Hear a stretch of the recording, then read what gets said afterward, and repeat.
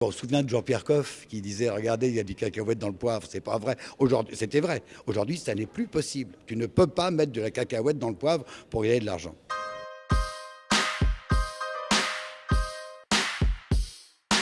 Alors Jérôme Bonaldi, on est là pour le Food Risk. C'est un colloque, le premier colloque qui est organisé à Nîmes. On aborde deux sujets, la fraude et la sécurité alimentaire. Mais de quelle manière on aborde ces deux sujets ? D'un point de vue scientifique, technique, technologique et grand public.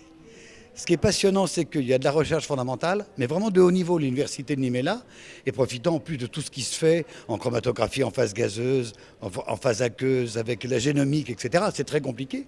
Mais tout de suite, il y a une application pour moi, pour vous, pour mon assiette. Est-ce que ma mozzarella est vraiment de la mozzarella di Buffalo ? Ben, eux, ils savent le dire. Avec des techniques de pointe formidables. Est-ce que l'huile de palme, elle n'a pas été coupée avec... Ou est-ce que mon huile d'olive, tiens, n'a pas été coupée avec l'huile de tournesol ? Est-ce qu'on n'a pas mis un peu d'eau dans le costière de Nîmes ? Est-ce que vraiment le pâté de Nîmes, il n'y a vraiment que de la brandade ? Et quel poisson a été... Voilà, eux, ils sont capables de le faire. Et c'est ça qui est passionnant. Ce qui est passionnant, c'est qu'en plus, ça me concerne moi directement, ça concerne de plus en plus de gens parce que nous sommes de plus en plus... on a besoin de transparence, on a besoin de savoir vraiment où, quand, comment, qui, pourquoi. Mais alors du coup on se méfie, c'est un message un peu pessimiste, on a changé complètement notre manière de consommer. On constate qu'il y a effectivement un Himalaya de scepticisme. On ne croit plus les autorités. Mais là, voilà des autorités simples, compétentes, inattaquables. Et ce besoin de transparence, il faut le voir d'un bon côté.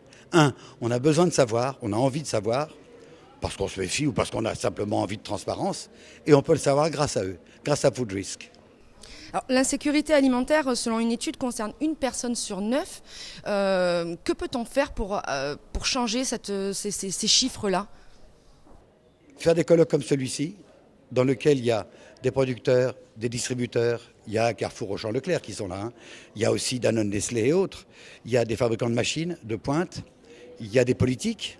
On a vu ici que l'agglo était là, la région est là, la ville est là, il y a l'université. Tout ce monde-là ensemble, il y a également des ONG, il y a des assos, il y a Foodwatch qui est ici par exemple, pour aller un peu plus loin que ce que fait Yuka, pour être sûr et certain. Enfin, une autorité compétente, inattaquable, transparente pour. Et c'est plutôt bon signe, c'est en mettant les gens ensemble. C'est une chaîne, c'est une communauté.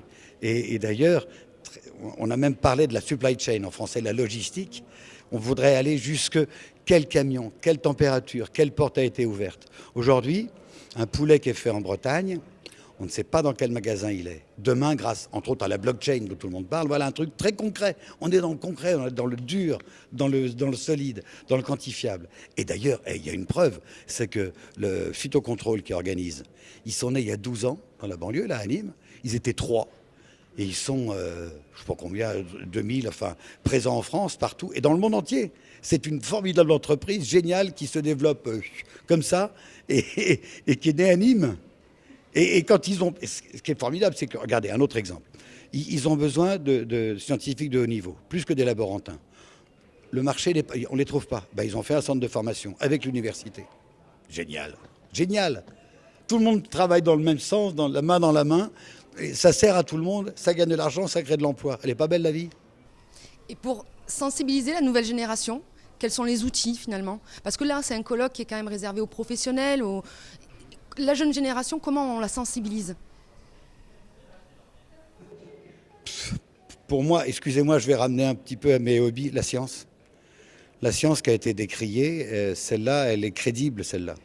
Elle est quantifiable, elle est prouvable. À tout moment, cette transparence sur regarder, en chromatographie, en phase gazeuse ou aqueuse, ce pic-là, c'est typique d'eux.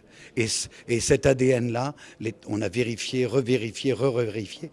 Il y a une entreprise à côté, ici, qui s'appelle Thermo. Les représentants sont là. Ils ont en mémoire, un peu comme dans les experts, le génome, enfin du moins l'ADN caractéristique de 6000 végétaux, de 6000 poissons. Ils savent faire la différence entre un orvet et un boa. Ils savent vous dire s'il y a du crocodile dans la brandade de Nîmes. Et ils ont également alors, les poissons, les viandes et les végétaux. C'est formidable.